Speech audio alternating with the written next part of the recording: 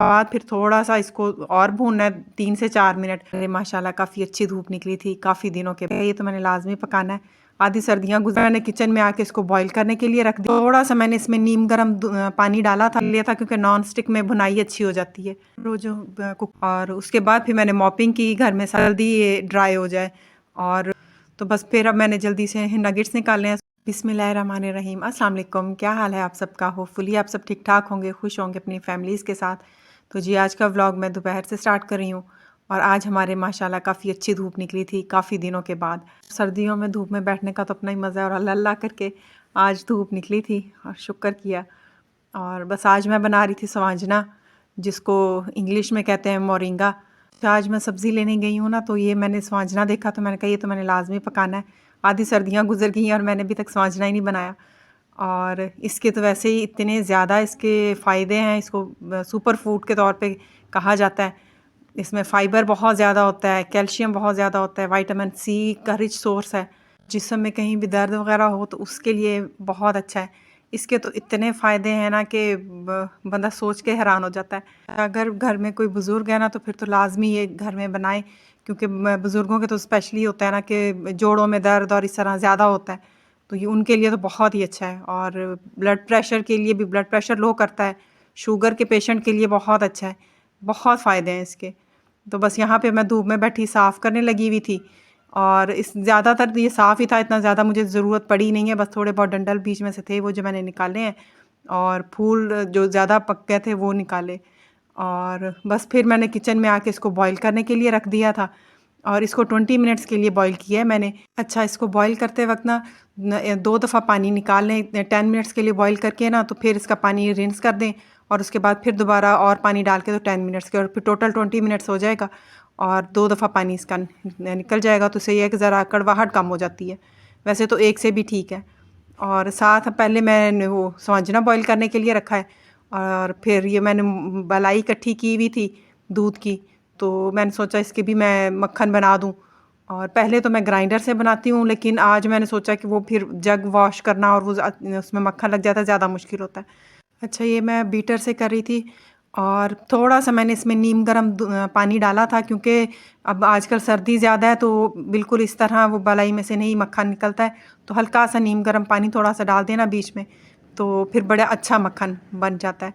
और इतना जमा हुआ बना हुआ था ना, तो बस ये फिर मैंने मक्खन बनाया और इसको अच्छी तरह फिर वो इसका भी मैं 2 दफ़ा पानी रिंस कर देती हूँ, 1 दफ़ा मक्खन निकाल के और उसके बाद फिर मैं दोबारा इसमें पानी डाल के, तो इस तरह ये है कि मक्खन में से स्मेल नहीं आती है।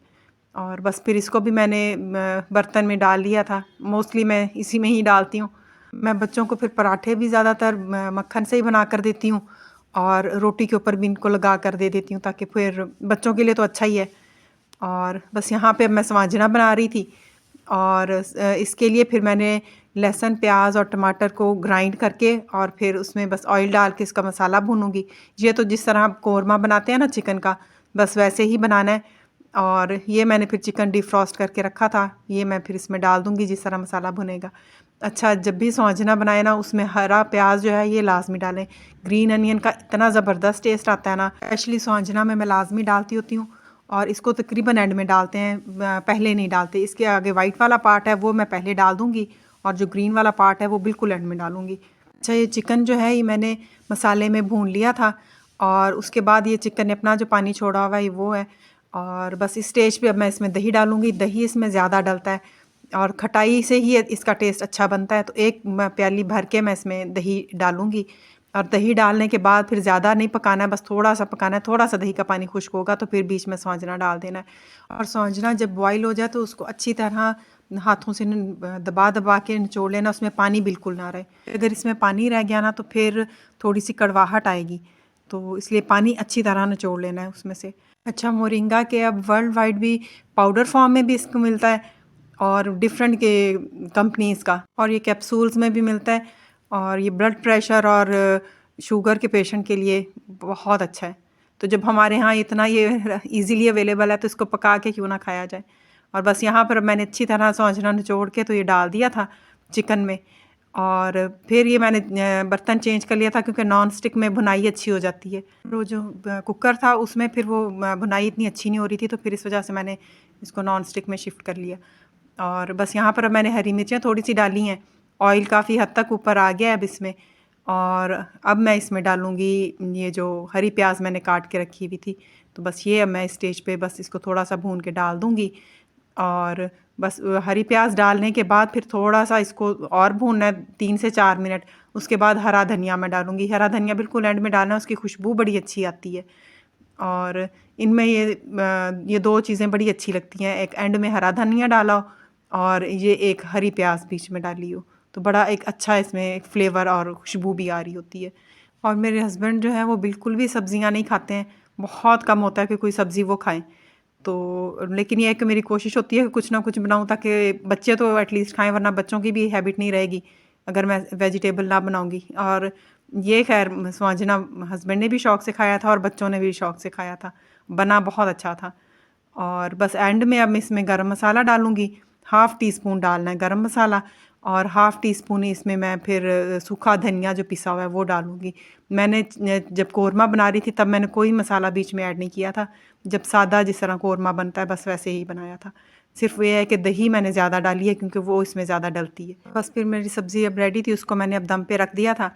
और उसके बाद फिर मैंने मॉपिंग की घर में, सारी सफाई वगैरह, क्योंकि अभी हेल्पर अभी तक नहीं मिली है। तो बस ये फिर ज़ाहिर अब ये सारे रूटीन के काम हैं जो चलते हैं। और बस ये फिर सारी मॉपिंग मैंने घर में की। और ये वाला जो मॉप है ना, इसमें से पानी जल्दी निकलता नहीं है। जितना मर्ज़ी आप दबा लो ना, इसके अंदर पानी ज़्यादा रहता है। और फिर वो काफ़ी देर तक, वो जब आप फर्श पर भी लगाते हैं ना, तो वो पानी नज़र आ रहा होता है ना, गीला गीला लग रहा होता है फ्लोर। तो बस फिर मैं, अब बच्चे क्योंकि घर में नहीं थे, स्कूल थे, तो मैंने फिर 3-4 मिनट के लिए फ़ैन ऑन कर दिया था ताकि जल्दी ये ड्राई हो जाए। और फ्लोर जो है वो इतना, फिर वो पाँव के निशान आते हैं तो फिर वो बुरा लगता है। और बस यहाँ पे फिर मैंने मॉपिंग करने के बाद फिर बच्चों के यूनिफ़ॉर्म नेक्स्ट डे के आयरन करके रख लिए। अच्छा, वैसे सर्दियों की वजह से ना अब बच्चों को इतना वो स्कूल में खेलने के लिए भी टाइम नहीं मिलता है, क्योंकि वो ब्रेक टाइम इतना तो वो थोड़ा दे रहे हैं आजकल कि सिर्फ बच्चे लंच करते हैं और वो ऑफ हो जाता है। तो इस वजह से ना वो इतना खेल नहीं ना पा रहे हैं, तो उनका यूनिफ़ॉर्म भी बिल्कुल साफ़ होता है, इतना ख़राब नहीं होता है।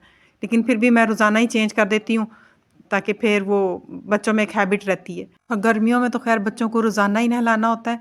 अब सर्दियों की वजह से थोड़ी-सी मुश्किल होती है, हालाँकि पानी तो गर्म होता है, लेकिन बच्चों को डर होता है कि कहीं इन्हें सर्दी ना लग जाए, ठंड लग गई तो बीमार ना हो जाएँ। तो वो मैं 1-2 दिन लेट कर देती हूँ क्योंकि सर्दी ज़्यादा होने की वजह से। और बस ये यूनिफ़ॉर्म मैंने प्रेस कर लिए थे और नेक्स्ट डे मेरा इरादा था बच्चों को चिप्स देने का। और बस रात को मैं चिप्स की कटिंग करके नहीं सोई हूँ, क्योंकि मैं जब बच्चों को चिप्स देती हूँ तो फिर मैं रात को कटिंग करके रखती हूँ। तो बस फिर अब मैंने जल्दी से नगेट्स निकाले हैं सुबह।